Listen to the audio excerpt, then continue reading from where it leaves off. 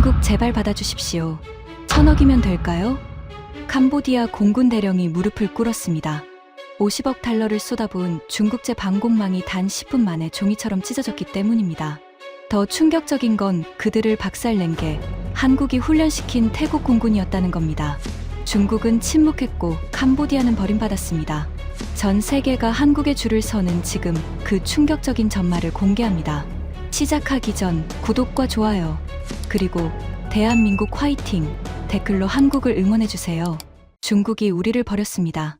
50억 달러를 쏟아부은 중국제 방공망이 단 10분 만에 종이처럼 찢어졌습니다.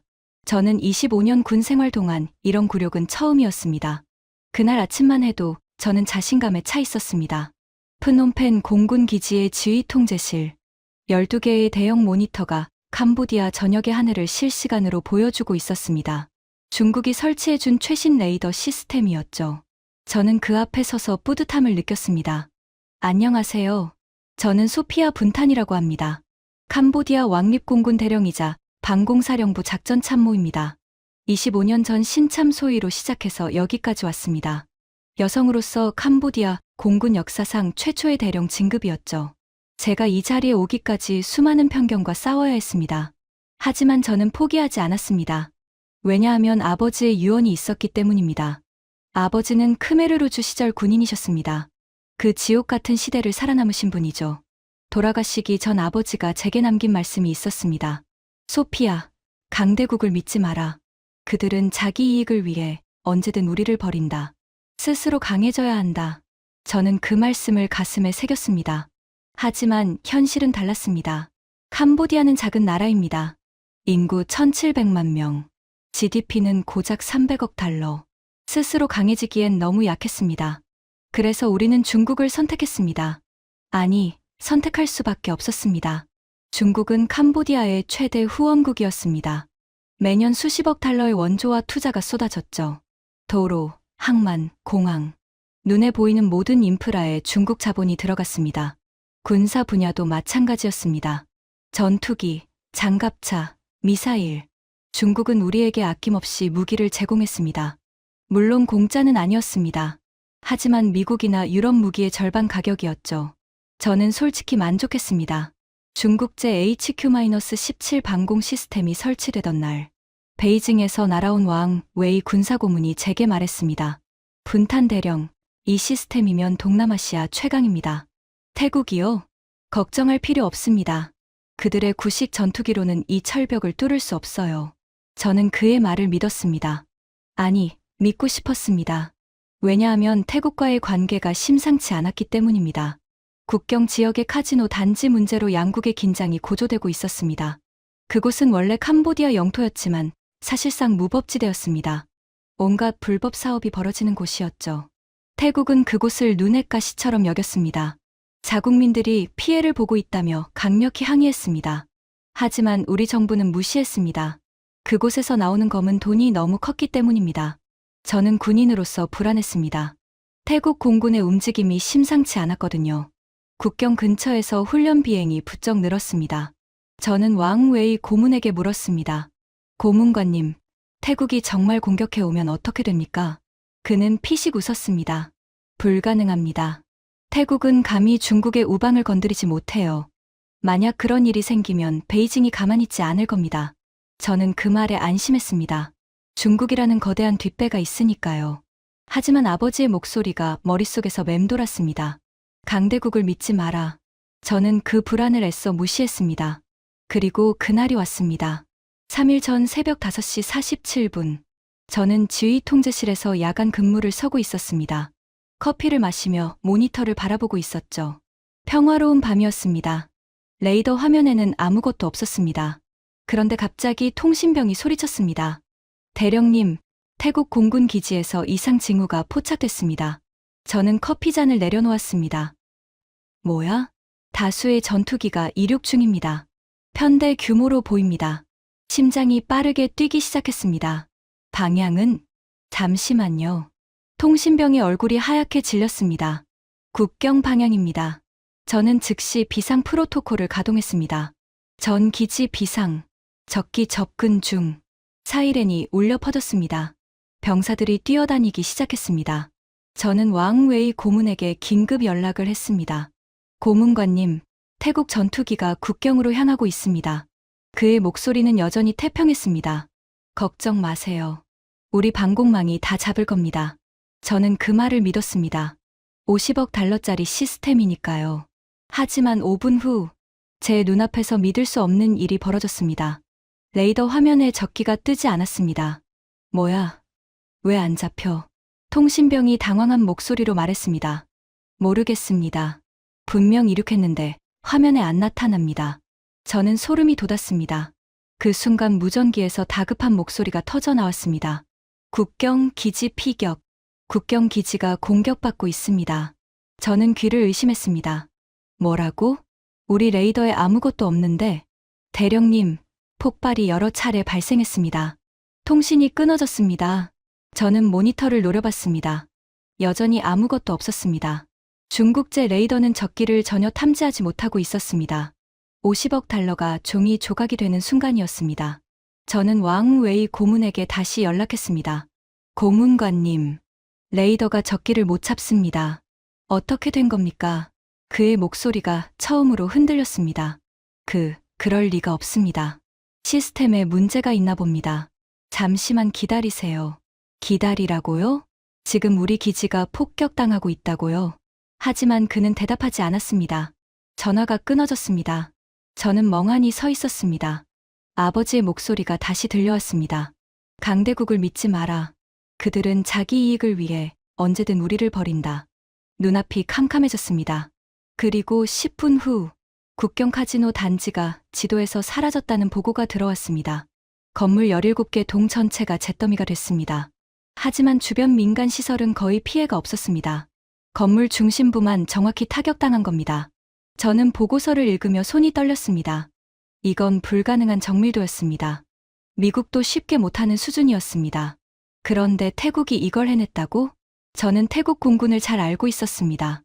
우리보다 조금 나은 정도라고 생각했습니다. 똑같은 동남아시아 국가니까요. 하지만 방금 본 정밀도는 차원이 달랐습니다. 대체 무슨 일이 일어난 겁니까? 저는 답을 찾아야 했습니다. 우리가 왜 10분 만에 무너졌는지, 중국 시스템이 왜 작동하지 않았는지, 태국이 어떻게 이런 능력을 갖게 됐는지, 그리고 저는 충격적인 진실을 발견하게 됩니다. 모든 것의 배후에 한국이 있었습니다. 한국이라니요? 저는 한국에 대해 아는 게 거의 없었습니다. K-팝과 드라마로 유명한 나라, 삼성과 현대가 있는 나라, 그 정도였습니다. 군사 강국이라는 이미지는 전혀 없었습니다. 오히려 북한과 대치 중인 분단국가, 전쟁도 제대로 못 끝낸 나라라고 생각했습니다. 하지만 제가 틀렸습니다. 완전히 틀렸습니다. 한국은 제가 상상했던 것과 전혀 다른 나라였습니다. 그리고 그 진실을 알게 된 순간, 저는 25년 군 생활의 모든 믿음이 무너지는 것을 느꼈습니다. 이야기를 계속하기 전에 과거로 돌아가 보겠습니다. 왜 우리가 중국을 그토록 믿었는지 설명해 드려야 할 것 같습니다. 5년 전, 저는 베이징 군사교류 프로그램에 참가했습니다. 캄보디아 공군 장교 20명이 중국을 방문한 겁니다. 처음 본 중국의 군사력은 압도적이었습니다. 끝없이 늘어선 전투기들, 거대한 항공모함, 최신 스텔스기 J-20점. 저는 입이 떡 벌어졌습니다. 이 정도면 미국과도 싸울 수 있겠는데요. 저는 옆에 있던 중국 장교에게 말했습니다. 그는 자랑스럽게 대답했습니다. 물론입니다. 우리는 이미 미국을 따라잡았습니다. 조만간 추월할 겁니다. 저는 그 말을 믿었습니다. 눈앞에 보이는 증거가 있었으니까요. 그날 저녁 만찬에서 중국 장성이 연설을 했습니다. 캄보디아는 중국의 진정한 친구입니다. 우리는 여러분을 절대 버리지 않을 것입니다. 미국이나 태국이 위협해도 걱정하지 마십시오. 중국이 여러분의 뒤에 있습니다. 저는 감동받았습니다. 박수가 터져 나왔습니다. 그리고 우리는 중국 무기를 본격적으로 도입하기 시작했습니다. 전투기 12대, 방공 시스템 4개 포대, 해안 경비정 8척, 총 50억 달러 규모였습니다. 캄보디아 국방 예산의 몇 년치에 해당하는 금액이었죠. 하지만 중국은 장기 처리 대출을 제공했습니다. 이자율 2%, 상환기간 30년, 거의 공짜나 다름없었습니다. 저는 왕웨이 고문에게 물었습니다. 왜 이렇게 좋은 조건을 주는 겁니까? 그는 웃으며 대답했습니다. 우리는 가족이니까요. 가족끼리 이윤을 따지면 됩니까? 저는 그 말에 감동했습니다.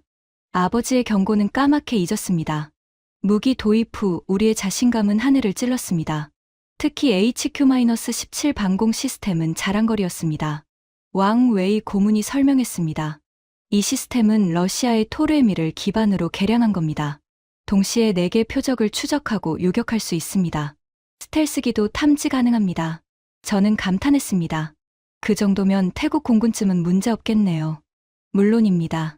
태국이 가진 F-16은 구형입니다. 우리 시스템 앞에서는 장난감이나 다름없어요. 저는 안심했습니다. 그리고 태국을 무시하기 시작했습니다. 당시 태국과의 관계는 최악이었습니다. 국경 카지노 문제로 매일 신경전이 벌어졌습니다.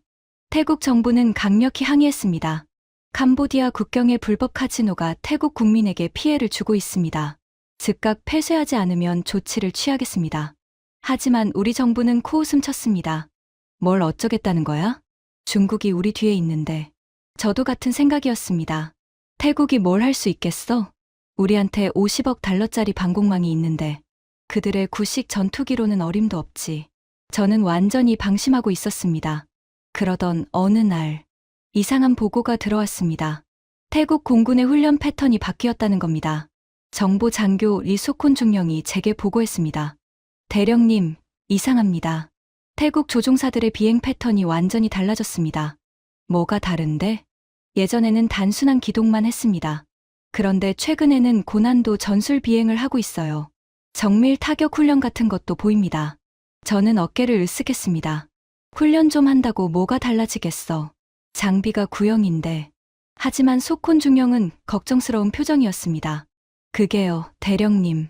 태국이 최근 한국과 뭔가 하고 있는 것 같습니다. 한국. 네. 한국제 훈련기를 도입했다는 정보가 있습니다. T-50이라는 기종입니다. 저는 피식 웃었습니다. 한국이요? K-POP 만드는 나라가 전투기도 만들어? 대령님, 한국 방산이 요즘 급성장하고 있다고 합니다. 무시하면 안 될 것 같은데요. 저는 손을 저었습니다. 됐어. 한국이 뭘 만들든 중국 시스템보다 나을 리가 없어. 걱정 말고 다른 업무나 봐. 소콘 중령은 입을 다물었습니다. 하지만 그의 눈에는 불안이 가득했습니다. 저는 그때 그의 말을 들었어야 했습니다.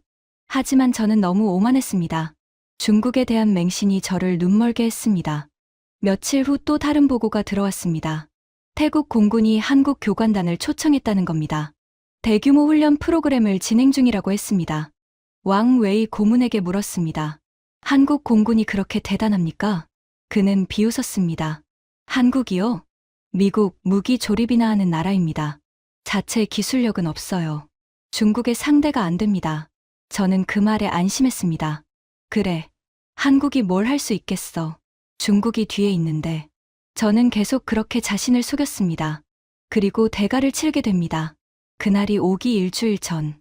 긴장이 고조되고 있었습니다. 태국 정부가 최후 통첩을 보내왔습니다. 카지노 단지를 72시간 내에 폐쇄하지 않으면 군사적 조치를 취하겠습니다. 우리 정부는 단호하게 거부했습니다. 내정 간섭이다. 물러서지 않겠다. 저는 불안했습니다. 정말 싸우게 되는 건가? 왕 웨이 고문을 찾아갔습니다. 고문관님, 상황이 심각합니다. 태국이 정말 공격해 올 수도 있습니다. 그는 태연하게 차를 마시고 있었습니다. 분탄 대령, 걱정 마세요. 태국은 허세입니다. 중국을 적으로 돌릴 배짱이 없어요. 하지만 만약에요. 만약 정말 공격해 오면 어떻게 합니까? 그는 찻잔을 내려놓았습니다. 그럴 리 없습니다. 하지만 정말 만약 그런 일이 생기면 저는 긴장하며 기다렸습니다. 베이징이 움직일 겁니다. 우리 동맹을 공격하는 건 중국을 공격하는 것과 같으니까요. 저는 안심했습니다. 그래, 중국이 있으니까. 하지만 아버지의 목소리가 또 들려왔습니다. 강대국을 믿지 마라. 저는 머리를 흔들어 그 목소리를 떨쳐냈습니다. D-3점. 태국 공군의 움직임이 심상치 않았습니다. 정찰 비행이 급격히 늘었습니다. 국경 근처에서 계속 선회하고 있었습니다. 저는 비상 대기 태세를 발령했습니다. 전 부대 2급 경계. 언제든 출격 가능하도록 준비하라. 병사들이 긴장한 표정으로 움직였습니다. 저는 지휘 통제실에서 모니터를 노려보았습니다. 중국제 레이더가 태국 전투기를 추적하고 있었습니다. 화면에 깜빡이는 점들. F-16 편대가 국경 근처를 순찰하고 있었습니다. 저는 중얼거렸습니다. 와봐라. 우리 방공망이 다 잡아줄 테니까. 그런데 이상한 점이 있었습니다. 태국 전투기들의 기동이 예전과 달랐습니다.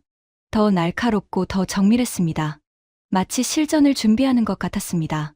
소콘 중령이 다가왔습니다. 대령님, 저 비행 패턴 보이십니까? 뭔가 다르지?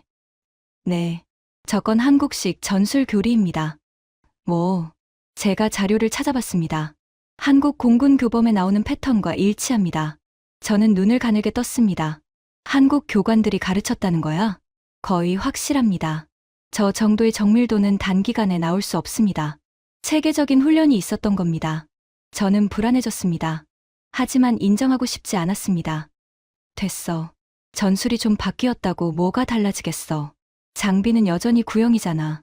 대령님. 소콘 중령이 말을 이었습니다.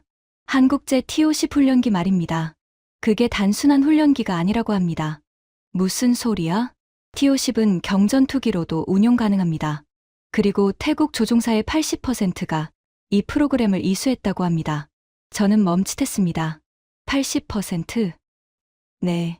한국 교관들이 직접 와서 가르쳤다고 합니다. 비행 기술만이 아니라 전술 사고방식까지 완전히 바꿨다고 해요. 저는 손을 들어 그를 멈췄습니다. 알았어. 하지만 지금 중요한 건 그게 아니야. 경계 태세나 잘 유지해. 소콘 중령은 한숨을 쉬며 물러났습니다. 저는 왜 그의 말을 무시했을까요? 아마도 두려웠기 때문일 겁니다. 25년간 믿어온 것들이 틀렸다는 걸 인정하기 싫었습니다. D-1점. 마지막 날이 밝았습니다. 저는 밤새 지휘 통제실에서 버텼습니다. 눈이 충혈되고 온몸이 피곤했습니다. 하지만 잠을 잘 수 없었습니다. 새벽 4시, 왕 웨이 고문이 찾아왔습니다. 분탄 대령, 아직 안 주무셨습니까? 잠이 안 옵니다. 걱정되셔서? 네, 태국이 정말 공격해 올 것 같습니다. 그는 제 어깨에 손을 얹었습니다. 걱정 마세요. 설령 공격이 있더라도 우리 시스템이 다 막아줄 겁니다. 그리고 베이징이 가만히 있지 않을 거예요. 정말 그렇겠죠? 물론입니다.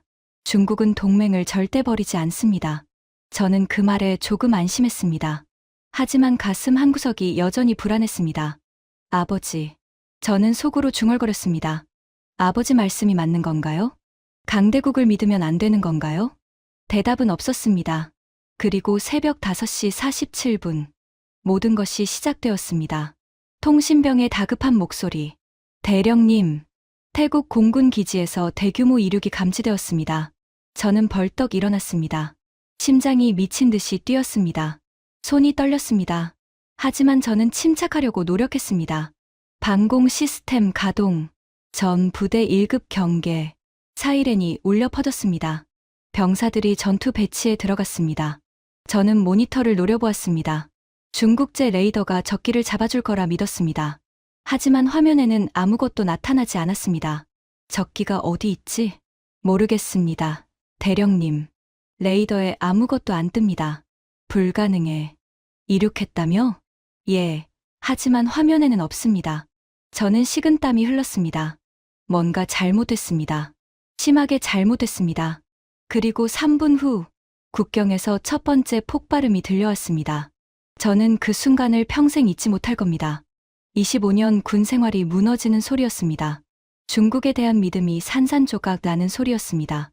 그리고 새로운 현실이 시작되는 소리였습니다. 한국이라는 이름이 처음으로 제 머릿속에 각인된 순간이었습니다. 새벽 5시 47분. 첫 번째 폭발음이 들렸습니다. 저는 지휘 통제실 의자에서 벌떡 일어났습니다. 뭐야? 어디서 터진 거야? 통신병이 다급하게 외쳤습니다. 국경 카지노 단지입니다. 직격탄을 맞은 것 같습니다.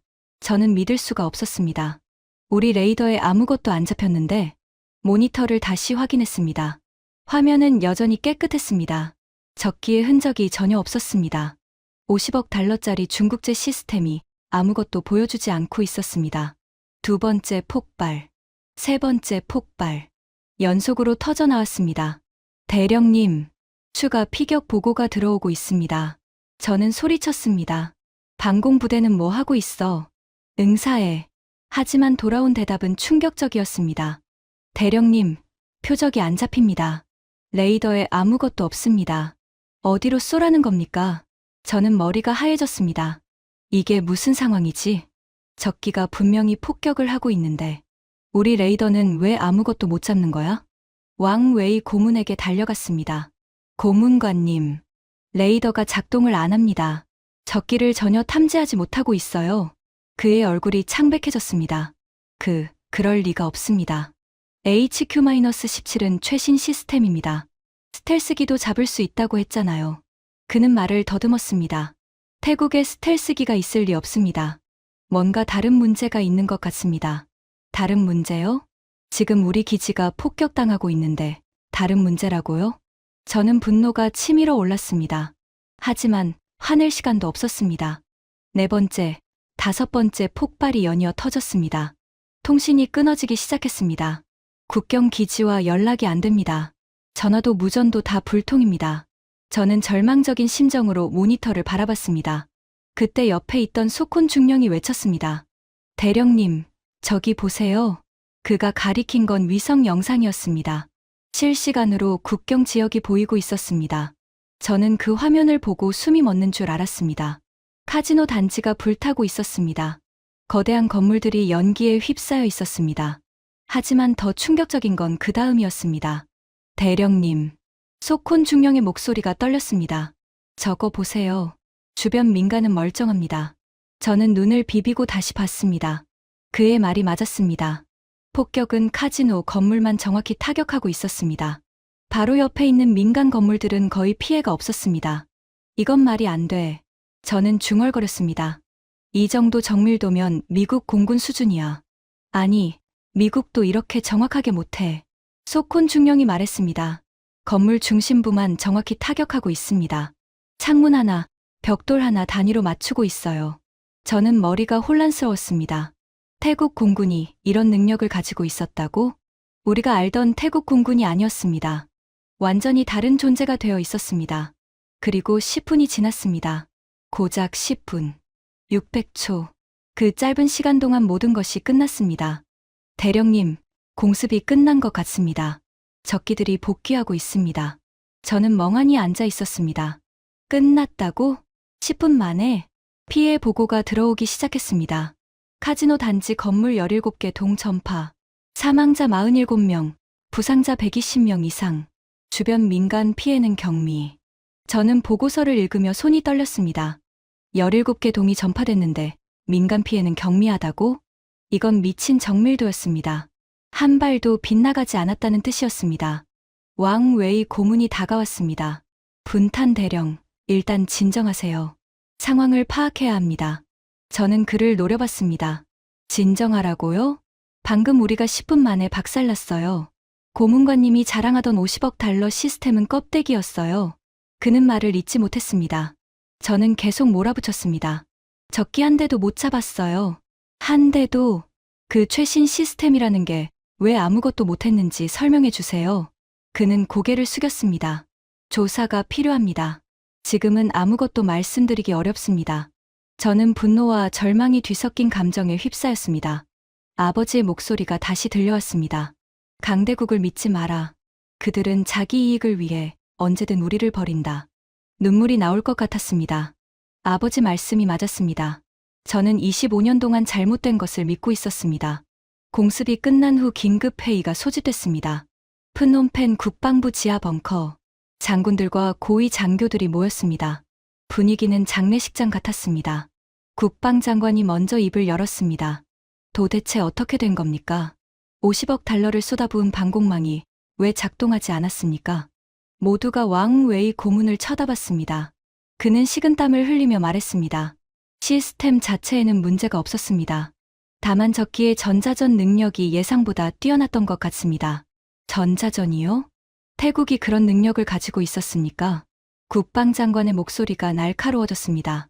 왕웨이 고문이 대답했습니다. 우리가 파악한 정보와 달랐습니다. 태국 공군이 최근 급격히 발전한 것 같습니다. 저는 참다 못해 손을 들었습니다. 장관님, 제가 보충 설명해도 되겠습니까? 국방장관이 고개를 끄덕였습니다. 저는 일어섰습니다. 제 정보참모가 조사한 바에 따르면 태국은 최근 한국과 긴밀한 군사협력을 해왔습니다. 한국이요? 네.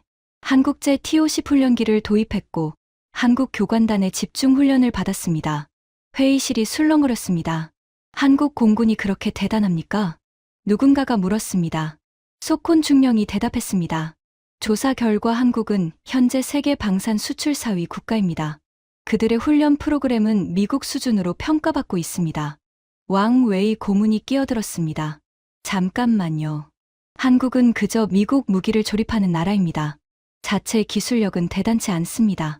저는 그를 쳐다봤습니다. 고문관님, 방금 우리가 경험한 게 대단치 않은 겁니까? 10분 만에 17개 건물을 정밀 타격한 게요. 그는 말을 잇지 못했습니다. 저는 계속했습니다. 저도 한국을 무시했습니다. K-팝이나 만드는 나라라고 생각했죠. 하지만 지금 우리 눈앞에서 벌어진 일을 보세요. 태국 공군이 한국 훈련만 받고 이렇게 변했습니다. 이게 우연일까요? 회의실이 조용해졌습니다.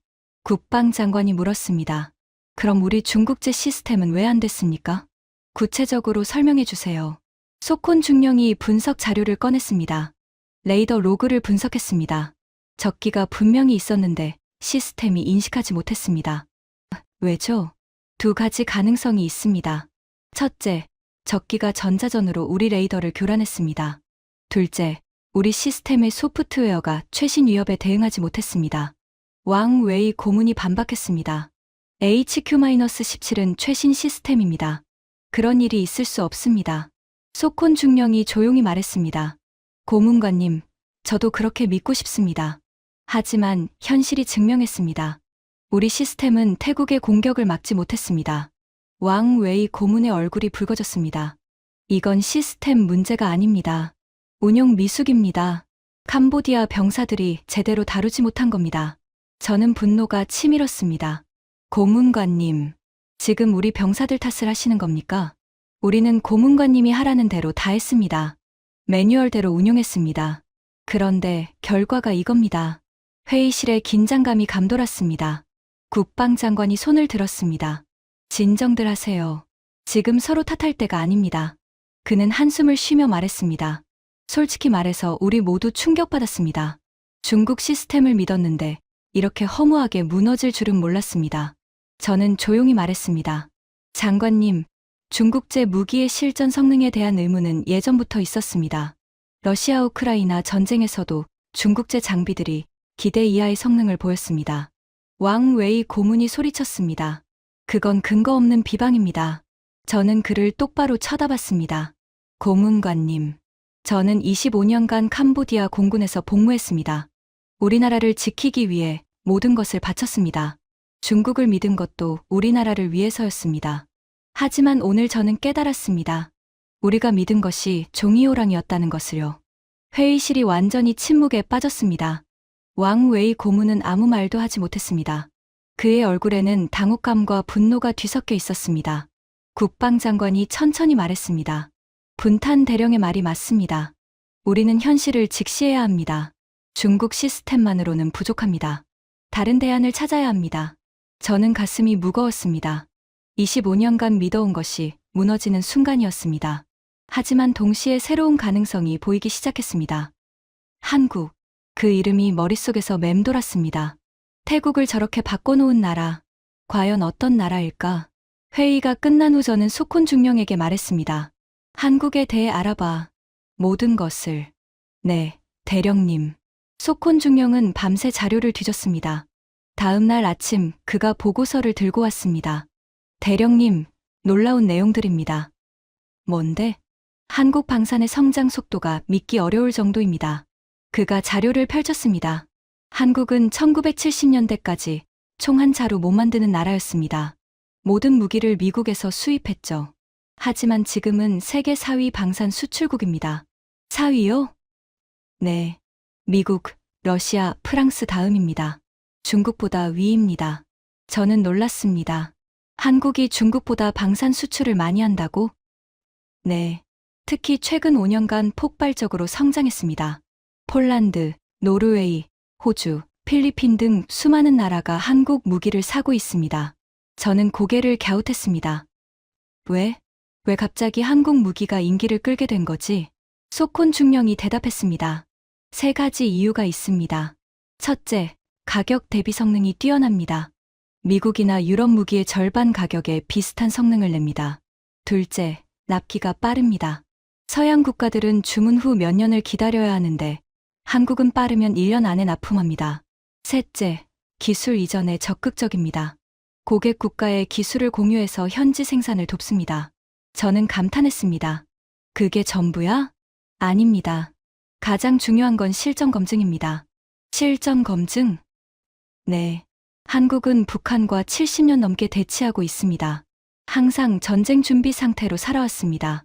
그래서 그들의 무기는 실전을 염두에 두고 설계됩니다. 쇼를 위한 무기가 아니라 진짜 싸우기 위한 무기입니다. 저는 그 말에 뭔가 찔렸습니다. 우리 중국제 무기는 어땠지? 퍼레이드에서는 멋져 보였습니다. 하지만 실전에서는 종이호랑이였습니다. 소콘 중령이 계속했습니다. 태국 공군 이야기를 더 파헤쳐봤습니다.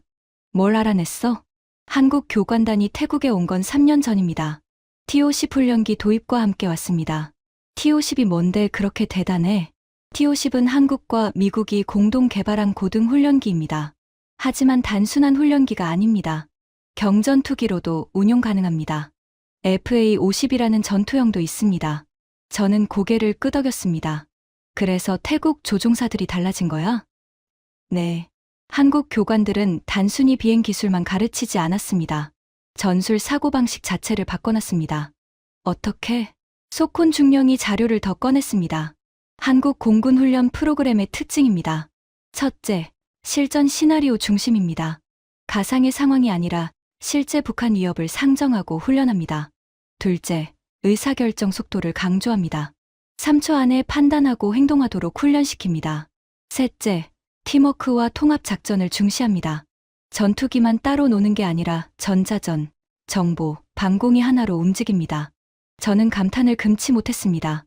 그래서 태국 공군이 우리 레이더를 교란하고 정밀 타격을 할 수 있었던 거구나. 네. 3년간 한국 프로그램을 이수한 태국 조종사가 전체의 80%입니다. 그들은 완전히 다른 공군이 됐습니다. 저는 한숨을 쉬었습니다. 우리는 중국에 의존하면서 제자리 걸음을 했는데 태국은 한국 덕분에 도약한 거네. 맞습니다. 소콘 중령의 표정도 무거웠습니다. 저는 창밖을 바라봤습니다. 한국, 작은 나라, 분단 국가, 전쟁도 끝나지 않은 나라. 하지만 그 나라가 만든 훈련 프로그램이 태국 공군을 바꿔놨습니다. 그리고 그 태국 공군이 우리를 10분 만에 박살냈습니다. 아이러니였습니다. 저는 한국을 무시했습니다. 중국만 믿었습니다. 하지만 결과는 이렇습니다. 소콘 중령이 조심스럽게 물었습니다. 대령님, 한국에 대해 더 알아볼까요? 저는 고개를 끄덕였습니다. 알아봐. 특히 KF-21이라는 전투기가 있다던데. 그것도 조사해. 네, 알겠습니다. 저는 그제서야 진지하게 한국을 바라보기 시작했습니다. 25년 만에 처음이었습니다. 위기 상황에서 저는 베이징에 도움을 요청했습니다. 왕웨이 고문을 통해 긴급 지원을 요청했습니다. 태국이 추가 공격을 할 가능성이 있습니다. 방공 시스템 업그레이드와 기술 지원이 필요합니다. 하지만 베이징의 반응은 충격적이었습니다. 이틀이 지나도 답이 없었습니다. 3일째, 왕웨이 고문이 저를 찾아왔습니다. 그의 표정이 어두웠습니다. 분탄 대령, 베이징에서 연락이 왔습니다. 뭐라고 합니까? 지금 당장은 지원이 어렵다고 합니다. 저는 귀를 의심했습니다. 뭐라고요? 국제 정세가 복잡합니다. 미국과의 관계, 아세안과의 관계 등을 고려해야 한다고 합니다. 저는 믿을 수가 없었습니다. 지금 우리가 공격받았는데 국제 정세를 고려한다고요? 고문관님이 그렇게 말씀하셨잖아요. 중국은 동맹을 절대 버리지 않는다고요. 왕웨이 고문은 고개를 숙였습니다. 상황이 복잡합니다. 복잡하다고요? 저는 목소리가 높아졌습니다. 우리는 중국을 믿고 50억 달러를 썼습니다. 미국과 유럽의 제안을 거절하고 중국을 선택했습니다. 그런데 지금 우리가 위기에 처하니까 복잡하다고요? 그는 아무 말도 하지 못했습니다. 저는 분노와 절망에 휩싸였습니다. 아버지 말씀이 맞았습니다. 강대국은 자기 이익을 위해 언제든 우리를 버립니다. 저는 혼자 중얼거렸습니다. 그 순간 소콘 중령이 뛰어들어왔습니다. 대령님, 큰일입니다. 무슨 일이야? 중국이 공식 성명을 냈습니다. 뭐라고 했는데? 캄보디아 태국 국경 분쟁에 대해 중립을 유지한다고 했습니다. 양측의 평화적 해결을 촉구한다고요. 저는 그 자리에서 굳었습니다. 중립이라고? 그들이 우리 뒤에 있다면서 중립이라고? 왕 웨이 고문의 얼굴이 하얗게 질렸습니다. 저도 방금 알았습니다. 베이징이 왜 이러는지 모르겠습니다. 저는 쓴웃음을 지었습니다. 뻔하잖아요. 중국은 태국도 챙겨야 하니까요. 아세안에서 영향력을 유지하려면 한쪽만 들 수 없으니까요. 우리는 그냥 체스판의 말이었던 겁니다. 왕 웨이 고문이 변명했습니다. 분탄 대령, 오해하지 마세요. 중국은 여전히 캄보디아의 친구입니다. 다만 지금은 시간이 필요한 겁니다. 시간이요? 저는 비웃었습니다. 고문관님, 전쟁에서 시간은 곧 목숨입니다. 지금 당장 지원이 필요한데 시간을 달라니요. 그는 고개를 떨궜습니다. 저는 돌아서서 걸어나갔습니다. 더 이상 그와 대화할 가치가 없었습니다. 복도를 걸으며 생각했습니다. 이제 어떻게 해야 하지? 중국은 믿을 수 없다. 미국이나 유럽은 이미 문을 닫았다. 우리가 중국 편을 들면서 그들을 밀어냈으니까. 막막했습니다. 그때 소콘 중령이 다가왔습니다. 대령님. 왜? 한국 쪽 자료를 더 조사했습니다. 흥미로운 게 있습니다. 뭔데? 한국은 정치적 조건을 별로 안 따진다고 합니다. 무슨 말이야? 미국이나 유럽은 무기를 팔 때 인권, 민주주의 같은 조건을 겁니다. 하지만 한국은 그런 거 거의 안 묻는다고 합니다. 돈 내고 사겠다고 하면 파는 거죠. 저는 눈이 번쩍 떠졌습니다. 그리고 중국처럼 나중에 버리지도 않는다고? 네. 한국은 작은 나라입니다. 강대국처럼 패권 게임을 할 여력이 없습니다. 그래서 오히려 고객 국가에 충실하다고 합니다. 저는 잠시 생각에 잠겼습니다. 한국, 작은 나라지만 기술력은 세계 최고 수준. 강대국의 정치 게임에 휘말리지 않는 파트너. 어쩌면 우리에게 필요한 건 바로 그런 나라일지도 모릅니다. 장관님께 보고해야겠어. 저는 결심했습니다. 새로운 길을 찾아야 했습니다. 중국이 아닌 다른 길을. 국방장관에게 보고를 올렸습니다. 한국 방산에 대한 분석 자료와 함께 장관님, 한국을 검토해 볼 것을 제안합니다. 국방장관은 자료를 천천히 읽었습니다. 한국이 이렇게 대단했어? 세계 4위라고? 네. 그리고 최근 가장 주목받는 건 KF-21입니다. KF-21. 한국이 독자 개발한 4.5세대 전투기입니다. 소콘 중령이 설명을 이어갔습니다. 스텔스 성능을 갖추고 있고 가격은 미국 F-35의 절반입니다. 현재 12개국이 도입을 검토 중이거나 대기 중입니다. 12개국이요? 네. 폴란드, 필리핀, 말레이시아, UAE, 이라크 등입니다. 유럽 국가들도 관심을 보이고 있습니다. 국방장관이 눈을 크게 떴습니다. 유럽까지? 유럽은 자기네 전투기가 있잖아. 라팔이나 유로파이터. 소콘 중령이 대답했습니다. 그게 문제입니다. 유럽 전투기는 너무 비싸고 납기가 길어요. 라팔 한 대에 1200억 원입니다. KF-21은 700억 원이고요. 국방장관이 계산했습니다. 절반도 안 되네. 네. 그리고 유럽 업체들은 주문 후 5년은 기다려야 합니다. 한국은 이에 3년이면 납품합니다. 러시아 우크라이나 전쟁 이후 유럽이 급하게 군비를 늘리고 있는데 한국만큼 빨리 공급해 줄 나라가 없습니다. 저도 보충 설명을 했습니다. 장관님, 폴란드 사례를 보세요. 폴란드가 뭘 했는데? 폴란드는 한국에서 K2 전차 180대, K9 자주포 648대를 주문했습니다. 총 금액이 약 20조 원입니다. 국방장관이 숨을 들이켰습니다. 20조 원? 한 나라에서? 네. 그것도 추가 주문 예정입니다. 최종적으로 K9만 1000대 가까이 살 겁니다. 왜 그렇게 많이 사는 거야? 러시아 위협 때문입니다. 우크라이나 전쟁을 보고 폴란드가 급하게 군비를 늘리고 있어요. 독일이나 프랑스 무기는 너무 느리고 비싸니까 한국을 선택한 겁니다. 국방장관이 고개를 끄덕였습니다. 그래서 한국 무기가 유럽까지 뚫은 거구나. 네. 소콘 중령이 덧붙였습니다. 유럽 방산업체들이 패닉 상태라고 합니다. 한국의 시장을 뺏기고 있으니까요. 저는 핵심을 짚었습니다. 장관님, 중요한 건 한국이 강대국 정치를 하지 않는다는 겁니다. 무슨 뜻이야? 중국은 무기를 팔면서 정치적 충성을 요구합니다. 미국도 마찬가지고요. 하지만 한국은 그냥 비즈니스입니다. 돈 내면 팔고, 팔면 끝까지 지원합니다. 국방장관이 잠시 생각에 잠겼습니다. 우리가 한국에 접근하면 받아줄까? 우리는 지금까지 중국 편이었잖아. 저는 대답했습니다. 한국은 그런 거 별로 안 따집니다. 오히려 새로운 고객을 환영할 겁니다. 동남아 시장을 뚫으려고 노력 중이니까요. 국방장관이 결심한 표정을 지었습니다. 좋아. 한국과 접촉해봐. 비공식적으로. 네, 알겠습니다. 저는 가슴이 뛰었습니다. 드디어 새로운 길이 열리고 있었습니다. 회의실을 나오며 소콘 중령이 말했습니다.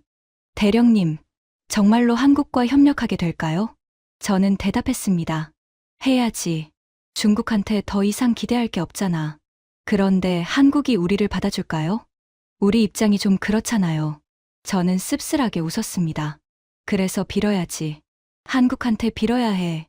그게 지금 우리가 할 수 있는 최선이야. 소콘 중령이 고개를 끄덕였습니다. 저는 창밖을 바라봤습니다. 한국. 3일 전까지만 해도 무시했던 나라. K-팝이나 만드는 나라라고 생각했던 나라. 하지만 지금 전 세계가 그 나라의 줄을 서고 있었습니다. 폴란드가 1000대를 주문했습니다. 필리핀이 KF-21을 검토 중입니다. 12개국이 대기하고 있습니다. 유럽 방산업체들이 패닉에 빠졌습니다. 그리고 이제 캄보디아도 그 줄에 설 차례입니다. 1000억이면 될까? 저는 혼자 중얼거렸습니다. 한국한테 빌면 받아줄까? 알 수 없었습니다. 하지만 시도해볼 수밖에 없었습니다. 중국이라는 거대한 허상이 무너진 지금 우리에게 남은 선택지는 많지 않았습니다. 저는 책상에 앉아 한국 대사관 연락처를 찾기 시작했습니다. 새로운 시대가 시작되고 있었습니다. 한국 대사관과 접촉한 지 일주일이 지났습니다. 저는 초조하게 답변을 기다렸습니다. 한국이 우리를 받아줄까? 중국 편이었던 우리를? 그때 전화가 왔습니다. 한국 대사관 무관부에서 연락이 왔습니다. 대령님, 비공식 미팅이 가능하다고 합니다. 저는 심장이 뛰었습니다. 언제? 내일 오후입니다. 프놈펜 시내 호텔에서요. 저는 긴장됐습니다. 25년 군 생활 동안 수많은 협상을 해왔지만 이번은 달랐습니다. 구걸하러 가는 거였으니까요. 다음 날 오후, 저는 소콘 중령과 함께 호텔로 향했습니다. 로비에서 한국 측 인사가 기다리고 있었습니다. 반갑습니다. 한국 대사관 무관부 김정훈 대령입니다. 저는 악수를 하며 말했습니다. 소피아 분탄 대령입니다. 이렇게 만나주셔서 감사합니다. 그는 부드럽게 웃었습니다. 어서 오세요. 편하게 이야기 나눕시다. 우리는 회의실로 들어갔습니다. 저는 바로 본론을 꺼냈습니다. 솔직히 말씀드리겠습니다. 저희는 지금 매우 어려운 상황입니다. 김정훈 대령이 고개를 끄덕였습니다. 알고 있습니다. 태국과의 충돌 말씀이시죠? 네. 그리고 저희가 믿었던 시스템이 작동하지 않았습니다. 중국제 방공망 말씀이시죠? 그의 표정은 담담했습니다. 비난도 조롱도 없었습니다. 저는 계속했습니다. 저희는 새로운 파트너가 필요합니다. 한국의 기술력은 이미 증명됐습니다. 태국 공군이 그 증거입니다. 김정훈 대령이 물었습니다. 구체적으로 어떤 협력을 원하십니까? 저는 준비한 자료를 꺼냈습니다. 첫째, TOC 훈련기 도입과 조종사 훈련 프로그램입니다. 태국처럼 우리 공군도 바꾸고 싶습니다. 둘째, 방공 시스템 현대화입니다. 한국제 시스템을 검토하고 싶습니다. 셋째, 장기적으로 KF-21 도입도 검토하고 싶습니다. 김정훈 대령이 잠시 생각했습니다. 상당한 규모네요. 예산은 어느 정도 생각하고 계십니까? 저는 솔직하게 말했습니다. 사실 예산이 넉넉하지 않습니다. 1000억 원 정도가 현재 가용 예산입니다. 그의 표정이 미묘하게 변했습니다. 1000억이면 TOC 몇 대 수준입니다. 말씀하신 전체 계획에는 많이 부족하죠. 저는 고개를 숙였습니다. 알고 있습니다. 그래서 부탁드리는 겁니다. 분할 납부나 장기 대출 같은 방법이 있을까요? 저희는 정말 간절합니다. 김정은 대령이 조용히 말했습니다. 분탄 대령님, 한 가지 여쭤봐도 될까요? 네, 말씀하세요. 왜 이제서야 한국을 찾으셨습니까? 솔직히 캄보디아는 그동안 중국 편이었잖아요. 저는 그 질문에 가슴이 찔렸습니다. 하지만 솔직하게 대답했습니다. 맞습니다. 저희는 중국을 믿었습니다. 저도 한국을 무시했습니다. K-팝이나 만드는 나라라고 생각했죠. 김정은 대령의 눈이 잠깐 흔들렸습니다. 하지만 저는 계속했습니다. 그런데 10분 만에 모든 게 무너졌습니다. 50억 달러짜리 중국 시스템이 종이처럼 찢어졌습니다. 그리고 저희를 무너뜨린 건 한국이 훈련시킨 태국 공군이었습니다. 저는 눈을 똑바로 마주쳤습니다. 솔직히 말씀드리면 지금 저는 태국이 부럽습니다. 그들은 3년 전에 한국을 선택했습니다. 저희가 중국에 매달릴 때 그들은 한국과 손잡았습니다. 그 결과가 이겁니다. 우리는 박살났고 그들은 승리했습니다. 회의실이 조용해졌습니다. 김정은 대령이 천천히 말했습니다. 솔직하시네요. 솔직해질 수밖에 없습니다. 저희한테 선택지가 없거든요. 저는 깊이 숨을 들이쉬었습니다. 대령님, 저희가 과거에 실수를 했습니다. 중국을 맹신하고 한국을 무시했습니다. 하지만 지금 저희는 깨달았습니다. 진짜 강한 건 한국이었습니다. 그는 아무 말 없이 듣고 있었습니다. 저는 마지막으로 말했습니다. 1,000억이면 될까요? 아니, 1,000억으로 시작이라도 할 수 있을까요? 저희에게 기회를 주십시오. 한 번만 기회를 주시면 저희도 태국처럼 될 수 있습니다. 한참 동안 침묵이 흘렀습니다. 김정은 대령이 천천히 입을 열었습니다. 분탄 대령님, 저는 협상가가 아닙니다. 결정권도 없고요. 저는 가슴이 철렁 내려앉았습니다. 하지만 그는 미소를 지으며 계속했습니다. 하지만 본국에 전달은 해드릴 수 있습니다. 그리고 한 가지 말씀드릴게요. 뭔가요? 한국은 과거를 따지지 않습니다. 중요한 건 앞으로입니다. 캄보디아가 진심으로 협력을 원한다면 한국도 진심으로 답할 겁니다. 저는 그 말에 가슴이 벅차올랐습니다. 감사합니다. 정말 감사합니다. 그는 자리에서 일어나며 말했습니다. 다만 시간이 좀 걸릴 겁니다. 한국도 지금 주문이 밀려 있거든요. 폴란드, 필리핀, 노르웨이, 호주. 줄이 깁니다.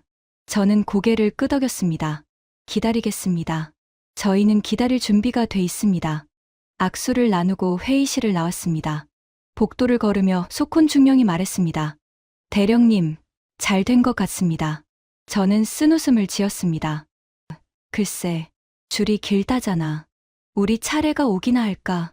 하지만 마음 한구석에는 희망이 싹트고 있었습니다. 한국이 문을 닫지 않았습니다. 과거를 따지지 않는다고 했습니다.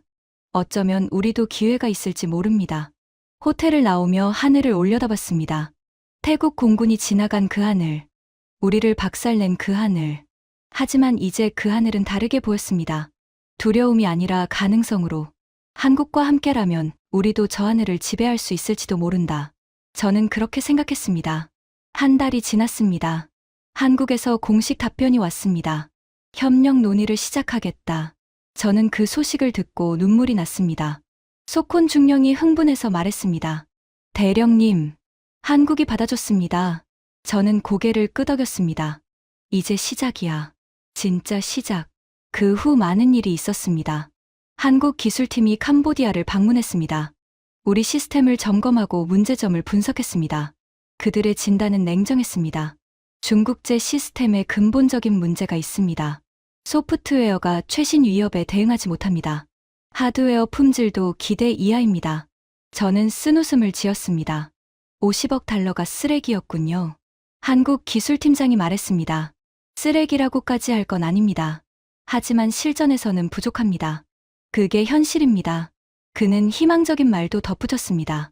하지만 기존 인프라를 활용할 수 있습니다. 전부 버릴 필요는 없어요. 한국 시스템과 통합하면 효율적으로 업그레이드할 수 있습니다. 저는 감사했습니다. 한국은 우리를 조롱하지 않았습니다. 실질적인 해결책을 제시했습니다. 그 사이 세계는 계속 움직이고 있었습니다. 뉴스를 볼 때마다 한국 방산 소식이 나왔습니다. 폴란드가 K9 자주포 추가 주문, 총 1,000대 돌파, 필리핀이 KF-21 도입 공식 검토 발표, 노르웨이가 한국과 방산 협력 확대, 호주가 K9 자주포 도입 결정. 저는 그 뉴스들을 보며 생각했습니다. 세계가 바뀌고 있구나. 한국이 세계 방산의 중심이 되고 있구나. 그리고 가장 충격적인 뉴스가 나왔습니다. KF-21 대기국 12개국 돌파. 유럽 방산업체 비상. 저는 기사를 자세히 읽었습니다. 한국의 KF-21 전투기에 전 세계가 주목하고 있습니다. 현재 공식적으로 도입을 검토 중인 국가만 12개국. 필리핀, 말레이시아, 인도네시아, UAE, 이라크, 폴란드, 페루, 콜롬비아 등입니다. 가격은 대당 약 700억 원으로 미국 F-35의 절반 수준입니다. 유럽 라팔이나 유로파이터보다도 저렴합니다. 업계에서는 KF-21이 글로벌 전투기 시장의 판도를 바꿀 것으로 전망하고 있습니다. 저는 감탄했습니다. 한국이 진짜 해냈구나.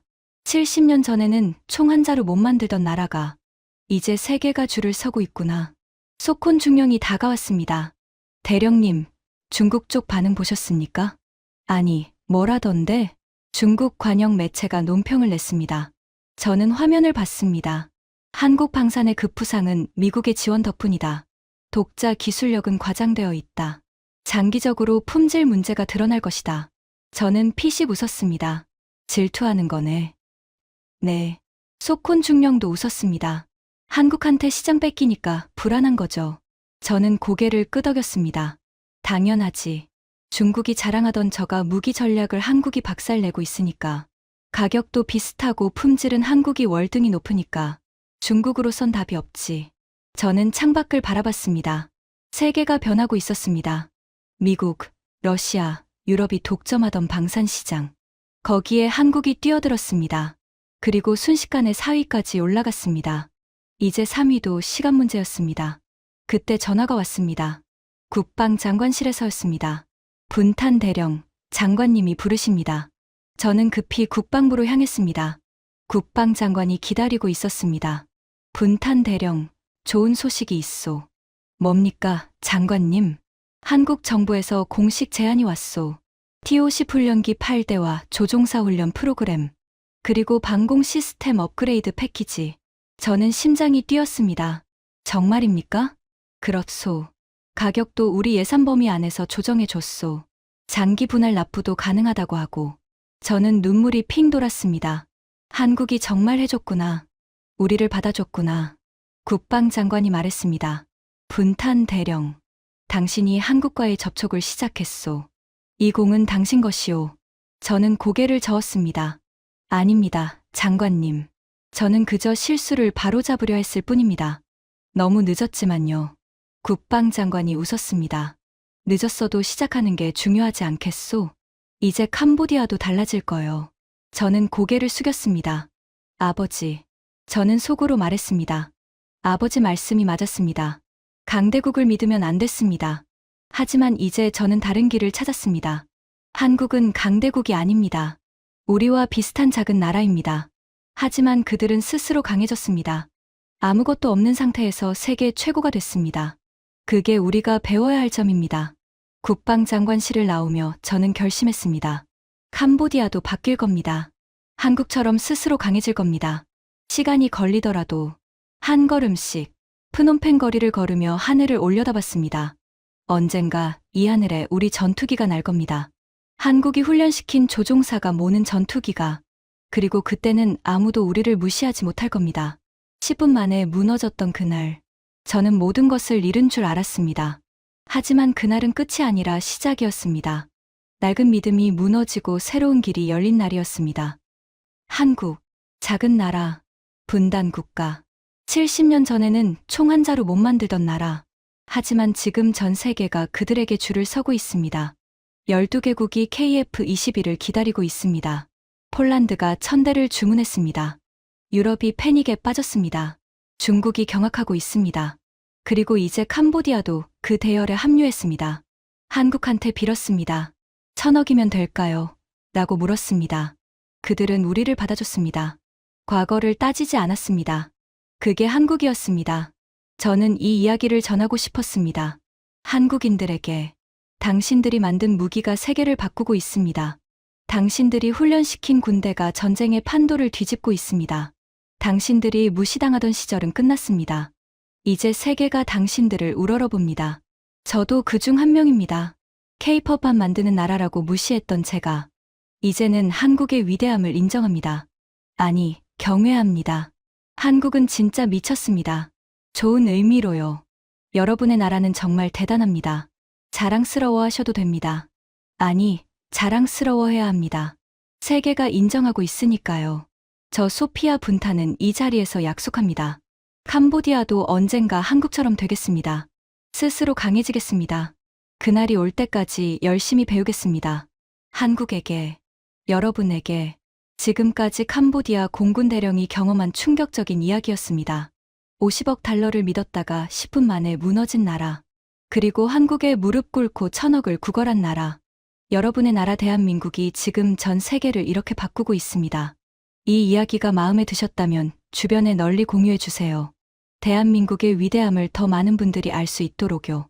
구독과 좋아요도 부탁드립니다. 지금까지 터칭 스토리였습니다. 감사합니다.